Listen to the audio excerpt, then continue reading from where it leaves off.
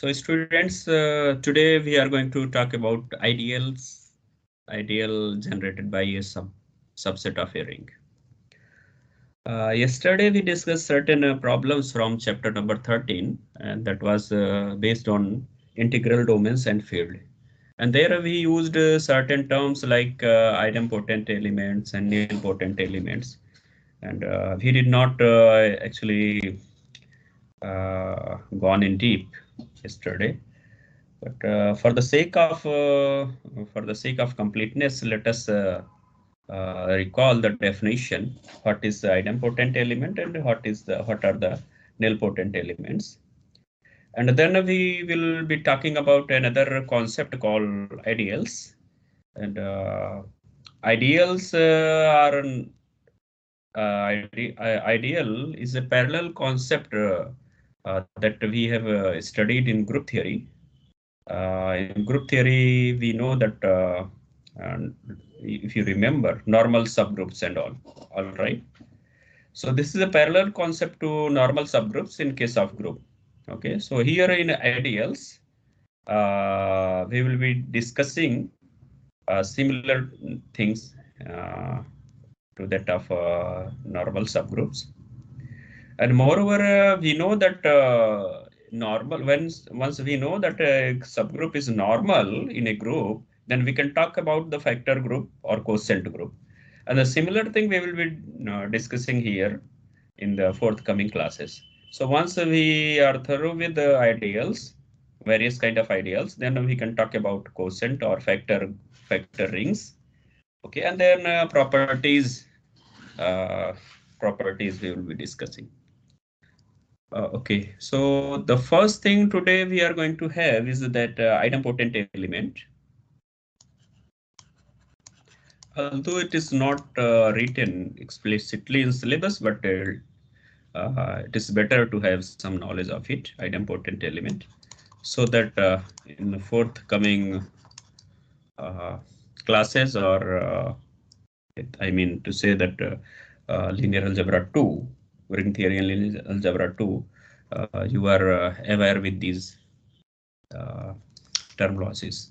Idempotent element. So let us start with assuming that let R be a ring. Let R be a ring, and A belongs to R. Okay. The element,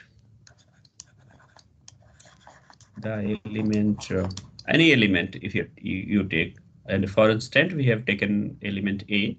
Element A is said to be idempotent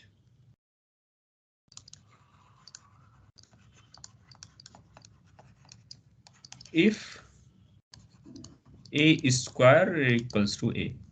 That is which never changes if he put the square. Okay, idempotent means that if you are putting a square, it is not going to change anyway. Okay, so yesterday we have seen some examples on it, and let us see some more example. Example, if you take R as a integer, set of integers, of course this is a ring. So what elements are there? Let X belongs to R, and that is it is in Z. Okay. So what are the value X can take so that its square is 0? Sorry, X square is X. 0. Yeah, X square is X. No. 0 and so 1. What are the possibility? There are two possibilities, 0 and 1. So there are two idempotent elements in R. Next example, if we take, we have seen yesterday very interesting thing with Zn. No? How we can find out in general what are the zero divisors and what are units.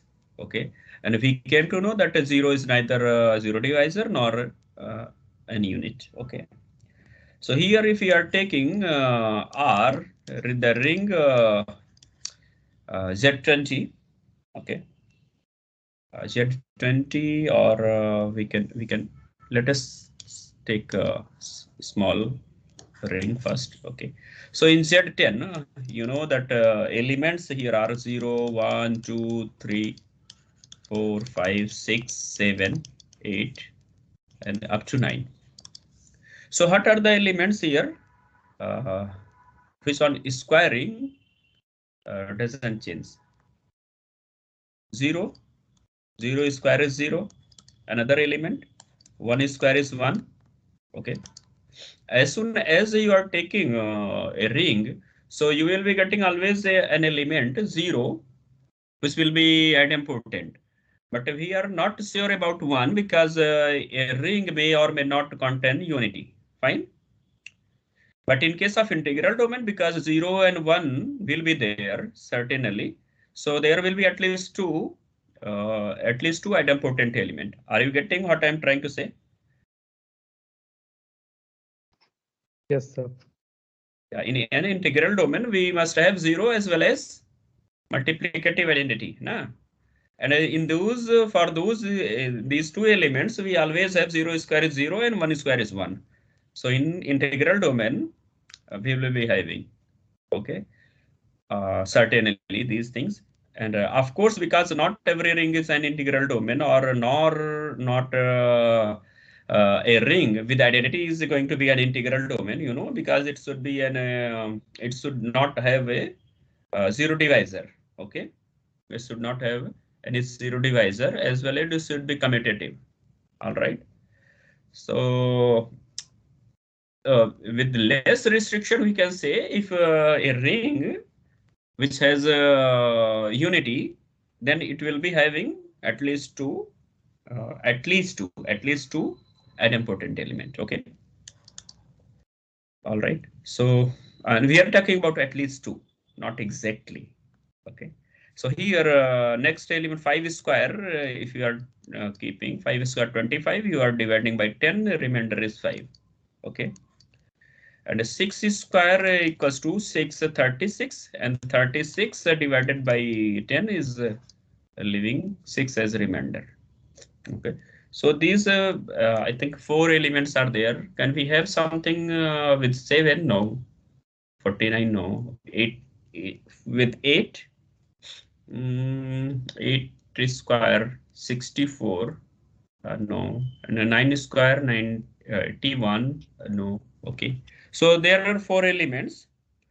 So idempotent elements are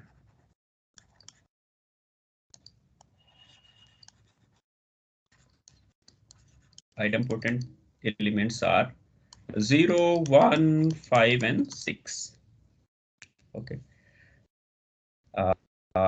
Similarly, we can take, if you are taking the ring of ring Z30. Okay, Z30, you can find that idempotent element, i.e., I'm writing in short. Okay, so they are certainly 0 and will be there. 6, and then 6 is there, and 25, 10 is there, and then 25, 21, 15, and 16. These are the elements. How we can find that he'll show, okay, or with how we can find it with less effort. Thing is that, okay, theorems are not to make the things complicated, but to make the things very similar or very simple conditions, with the help of which we can determine what are idempotent elements or what are other elements. Okay, like zero divisors or units and all. So there is a result. This result is maybe in the exercise problem, but let us see. If A belongs to R, need not to say that R is a ring. Wherever I'm writing R is a ring. Okay, if A belongs to R, is an idempotent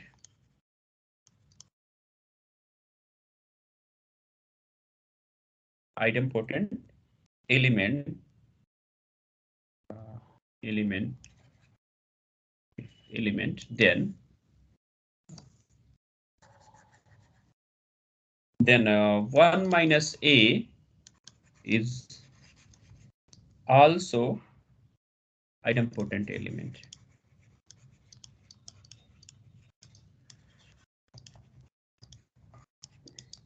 Okay, so once we know that a is idempotent, 1 minus a is also going to be an idempotent. Okay, so here R is not in general that we are telling that R is only Zn or a set of integer. Okay, so this may be any ring.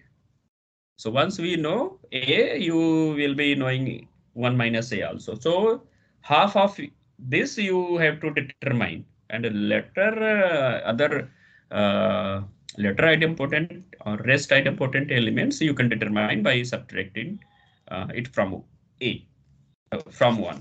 Okay, that is the multiplicative identity. Okay, so let us have a proof. This is a short proof solution. Let A belongs to R. Of course, it is given. Okay, and A square is A. It is given. Fine. Okay. So if A is 0, if A is if A is if A is 0, then what we say that one if there is identity, okay, because we have not taken that A is 0 or non-zero, then 1 minus A, of course 0 satisfies this one, so 1 minus A equals to 1 minus 0, and this is equals to 1, and 1 square equals to 1. This holds. Okay, so A if non-zero, then we can talk about. Okay, so now consider 1 minus A. We need to prove that this is idempotent element. So 1 minus A, that is A1 is square, and then a plus A square minus 2 times A. So A square, 1 square is 1, we know. Okay, and then A square is A, then minus 2 times 2A. So what we have? 1 minus A. Okay, so this implies that 1 minus A square equals to 1 minus A. It means 1 minus A is idempotent. This implies that 1 minus A is idempotent.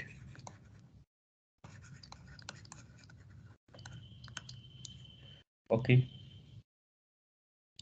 So just now we have seen in case of Z10. Okay.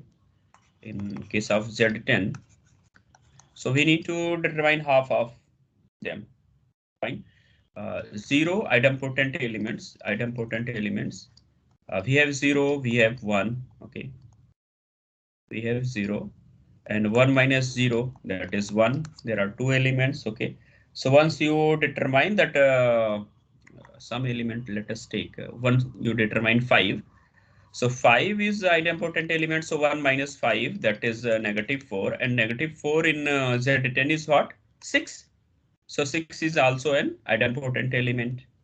Okay, 6 is also an idempotent element. And then what else we have? Okay, 0, 1, 5, 6. I think these 4 elements are there. So 0 is there, and 1 is there, then 5 is there, and 6 is there. So there are 4 idempotent elements. Fine. Okay, like this. Next.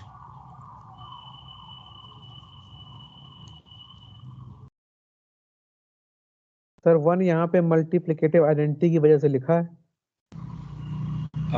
Yes, 1 yes. minus A. Yes, yes, yes. Yes.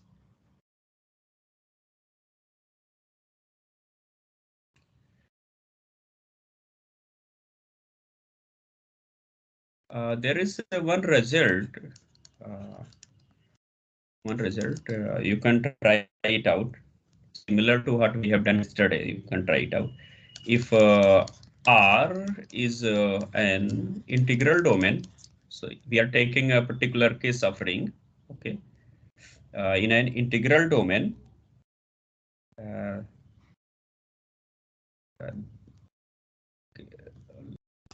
let me write in another way. Okay, an integral domain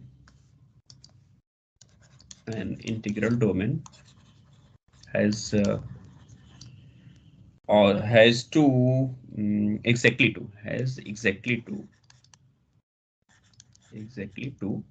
uh, idempotent elements.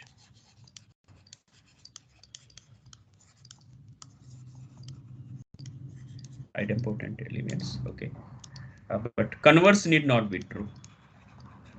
Converse need not be true. Okay. The first part you can do very much. In an integral domain, you know that a cancellation law hold, or it has no zero divisor. Na? So if an integral domain, so a square minus a, this would imply that a square minus a is a 0. And then this implies that you can take a common, 1 minus a equals to 0. And this implies that either a equals to 0 or a equals to 1. So exactly 2. Okay. And this is we are able to write because integral domain has no zero divisor. Okay. So either a 0 or 1. That is maximum 2. Exactly. In fact, exactly 2. Okay. We don't have any other idempotent element. Okay. Moreover, if you take the examples, I think you can in Zi, the elements are of the form a plus bi, where a b belongs to the set of integers. Okay. So here, what are this is we know that this is not an integral domain. Na?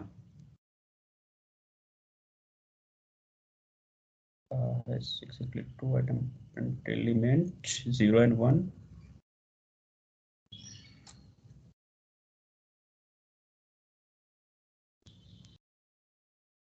Okay, I think okay. So this has I think 0 and 1 belongs to 0 and 1 belongs to Zi. Okay, only two idempotent elements. Okay, are idempotent elements. For converse part, we need to have some proof where there are exactly two what is called idempotent elements, but it is not an integral domain. Okay, so we can consider Z9. Here Z9 has exactly two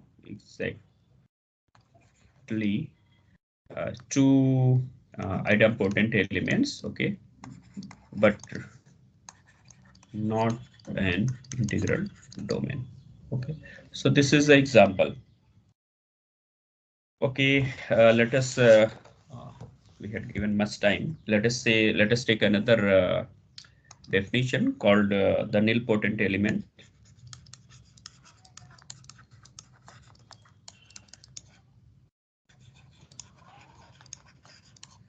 Nilpotent elements. Okay.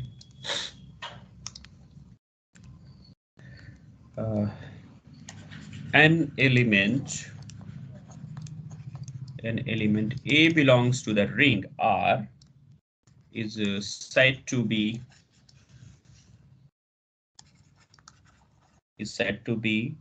nilpotent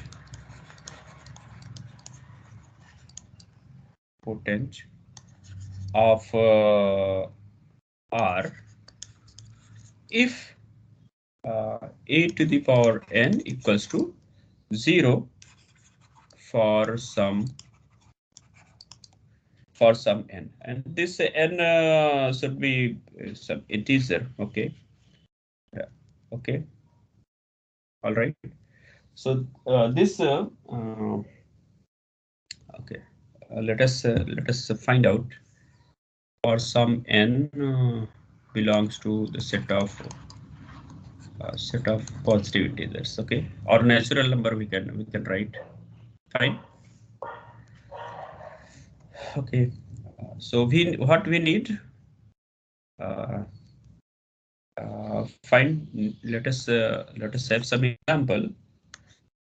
For example, Z, the set of integers 0, plus, minus 1, plus, minus 2, and so on. Okay. So what are the nilpotent elements here?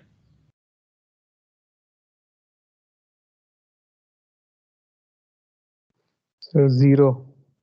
Only 0. Na? 0 is nilpotent. 0 is nilpotent. Okay. You just put 0 to the power 1 nilpotent element. Because we can get 0 to the power 1 equals to 0. So 1 is the smallest such integer. Next example, in Z's,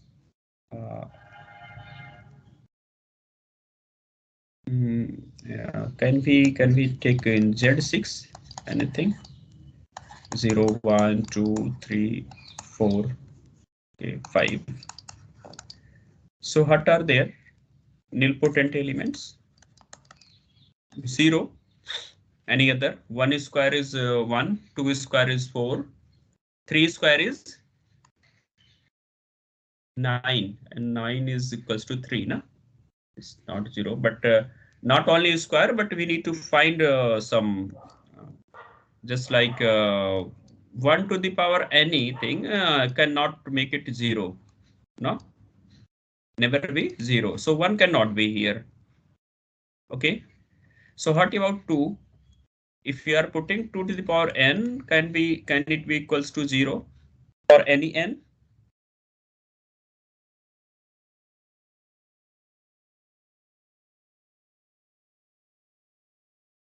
It is also, you can see it is also not possible. Similarly, none of the elements, they are going to be equals to 0 when we are raising power. Actually, when you are raising power to 2 to the power 1 equals to, it becomes 2, 2 to the power 2, it becomes 4, and then 2 to the power 3, it becomes 8, and then 8 divided by 6 is going to be 2, and then 2 to the power 4 is going to be what? 16, and 16 divided by 6 gives us 2. No? So this will repeat. No? 4, 2, 4, 2 will repeat. Similarly, you can try it out. For example, 3. 3 to the power 1 is 3. 3 to the power 2 is 9. 9 is 9 divided by 6. No? 9 divided by 6 is what? 3. And 3 to the power 3. So when you again you multiply these two and then take multiply in the right hand side also, so you will be getting 9, and 9 divided by 6 is going to give us 3. So you won't be getting here what is called 0. And similarly, you can try it out for 5 and 4, 4 and 5 too. Okay, so only one element here. Okay, so Z6 has only one nilpotent element. Okay. Okay. There is one result in this. Yes, please. Sir यहाँ कोई operation define नहीं होता है, ऐसे हमेशा multiply ही करेंगे? Multiply मतलब? जैसे सर 1 की पावर n अगर एडिशन में हो तो उसे 1 + 1 + 1 ऐसे किया जाता है, और मल्टीप्लाई में 1 × 1 ऐसे करेंगे? नहीं नहीं नहीं, यहाँ पे R we are taking this power is not showing that addition. This is showing under multiplication. Okay. Yes, sir. So we are raising power. So similarly, you can raise power over 4. You will be getting some fixed number, just like here we are getting. In case of 2, we are getting 2, 4, 2, 4, 2, 4. In case of 3, we are getting 3, 3, 3, 3. Okay, so like this. So just now we have one very interesting result here, that if A belongs to E is idempotent element, then 1 minus A is also idempotent. And another result we have that any integral domain exactly has 2 idempotent elements. So the question is that can we say something related to this for for an integral domain, what are the nilpotent elements? Okay, so this is then our next result. The next result says that next result says that an integral domain has exactly one idempotent, nilpotent element. Nilpotent element. Okay, fine. So proof goes in the direction that let us say that R be an integral domain. Okay, so let R be an integral domain, and A is belongs to R is a nilpotent element. Okay, it is nilpotent element. Okay, so what we have then? Then a to the power n equals to 0 for some n belongs to the natural number set of natural number. Okay, so what we can write a to the, and this n should be the smallest. Okay, so a times a to the power n minus 1 is equals to 0. Fine. So this means what? A equals to 0 or a to the power n minus 1 equals to 0. Because R is an integral domain, because R is an integral domain. Okay. So there are two possibilities, either A is 0 or A to the power n minus 1 is 0. But the thing is that the latter possibility, this cannot happen. Otherwise, n जो है हम smallest सच integer लेकर के यहाँ पे होता है ना, ये स्मॉलेस्ट सच इंटीजर होता है. So it means that n is not the smallest because we are able to get n minus 1 also. Okay, so but e to the power n minus 1 cannot be 0 as n is the smallest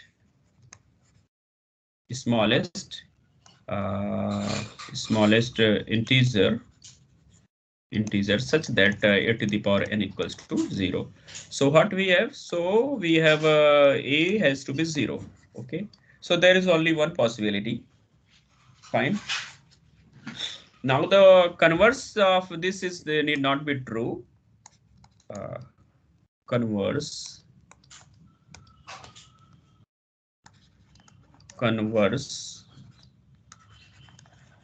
need not be true. Okay. The example we can take is the Z6 we have taken just now. 0, 1, 2, 3, 4, 5. Okay. So we have seen that 0 is the only nilpotent element in Z6, but Z6 is not an integral domain. All right. So these were some interesting results related to nilpotent and idempotent elements. Fine. Okay. So let us further see the concept of ideals.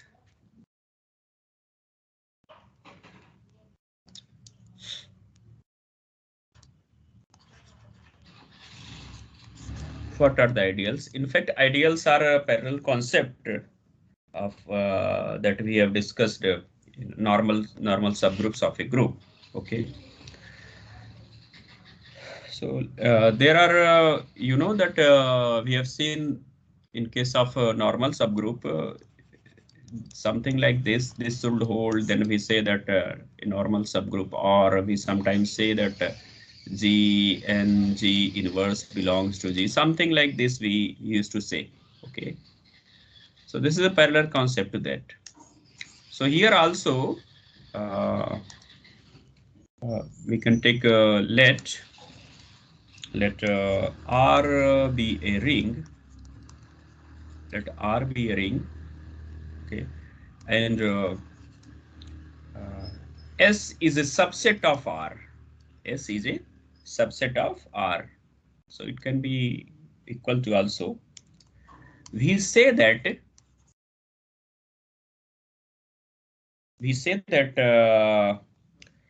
S is a left ideal, is a left ideal of R if, and you please note it down that we have taken S as only subset. We have not said anywhere that S is a subring. Okay, so that case we will also see what happens when it becomes a subring. Okay, so what things are needed here for a subset to be an ideal of R? Okay, a particular left ideal we are talking about. Okay, if first thing is that A minus B belongs to S, and this should be true for all A, B belongs to S. And then second one is that S, A times S belongs to S for all A belongs to R and S belongs to S. We are taking this product, we are making this product, or we are multiplying, we are multiplying A from left in S. Okay, so that's why it is called left ideal. So element of R is being multiplied from left. Element of R is being multiplied from left. Okay, so this is called then left ideal, or sometimes let me make it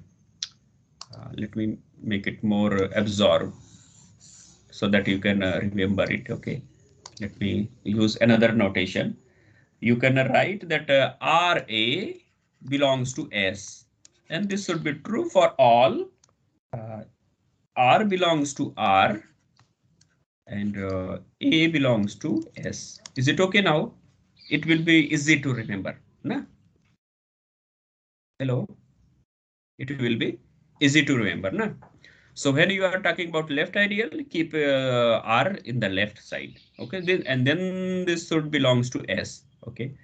Similarly, we can say that a subset S of R is said to be right ideal. Okay. Similarly, a subset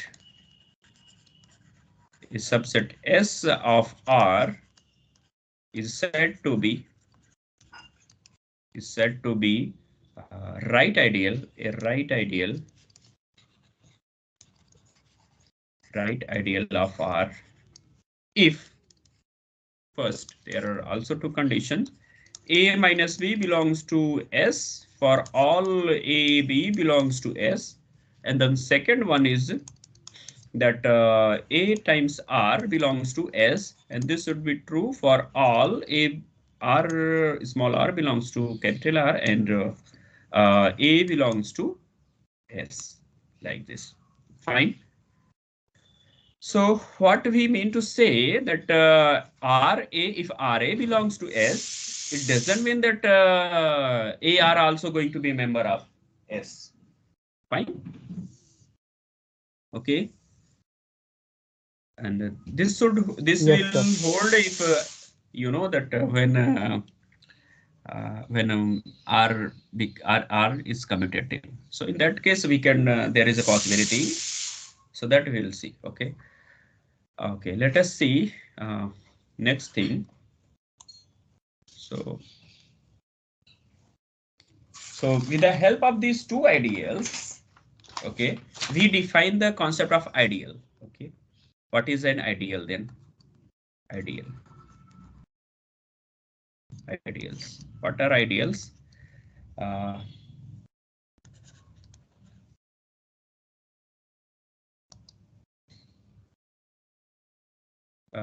subset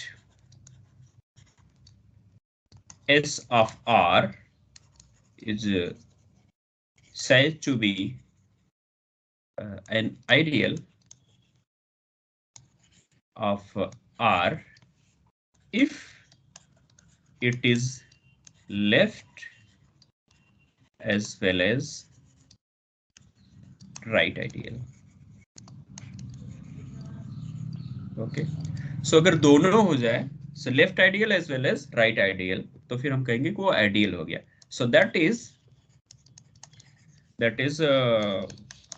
there should be two condition a minus b belongs to S for all a b belongs to S and the second one is that R A belongs to S and AR also belongs to S for all A belongs to S and R small r belongs to capital R. Okay, so in that case we say that the given subset is an ideal. Okay, now thing is that what happens if S is more than a subset, that is if it is a subring. Okay, so you know that if it is a subring, then this will be satisfied automatically. So in that case, we need to drop this. All right. Are you getting what I'm trying to say? Hello. Yes, sir. Yes, sir. Yeah.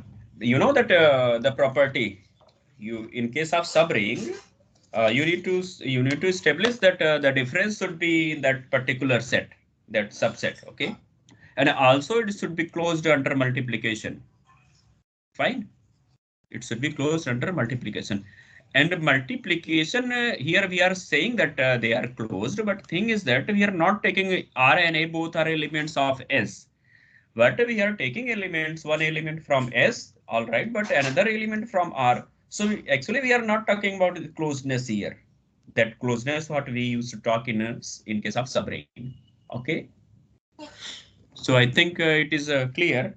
So keeping this in mind, okay, so we can define, we can give another definition. If S is a subring of R, now we are considering S as subring, not only subset. Okay, if F is a subring of R, then S is called ideal, or in bracket we can write two-sided ideal. Okay, two-side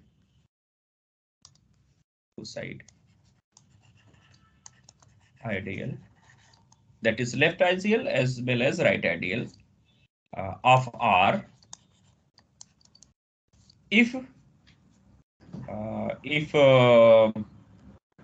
RA and AR belongs to S, belongs to S for every A belongs to S and small r belongs to capital R. Okay, so here also when you write ideal, it means two-sided ideal we are talking about. Okay, two-sided ideal, two-sided. Here sided you can write sided ideal, two-sided ideal. Fine. So is it clear?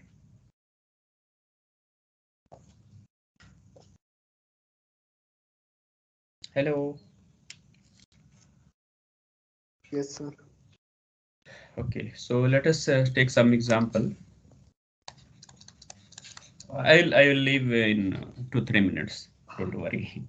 Okay, so let us take the ring.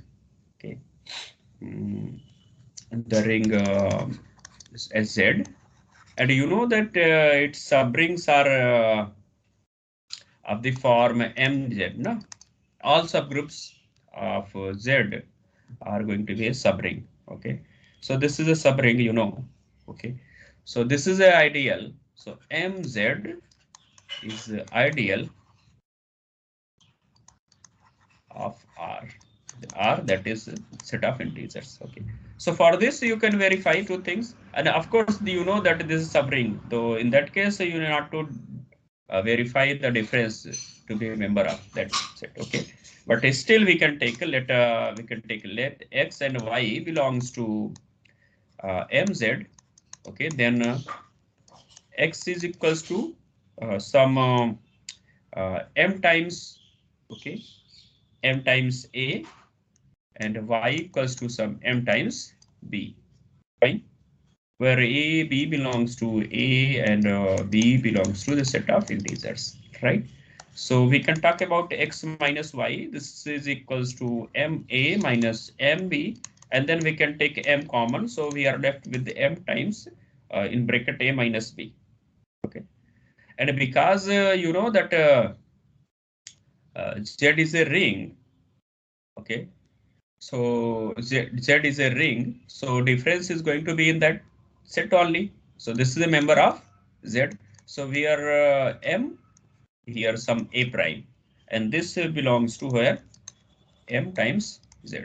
So this is, of course, difference up to integer is going to be an integer here. Okay, so this belongs to MZ. All right, where A prime is nothing but A minus B. Fine. So now we can take one more thing. What the multiplication? The second one is multiplication. Under multiplication, we can take let x equals to, we have taken ma, where a belongs to the set of integers. Okay, and let r belongs to the z set of integer. Okay, then set of integer. Then we can consider a times r. A times r is what? Not a times r, but x times r. X times r, and x is m a, and then we multiply with r.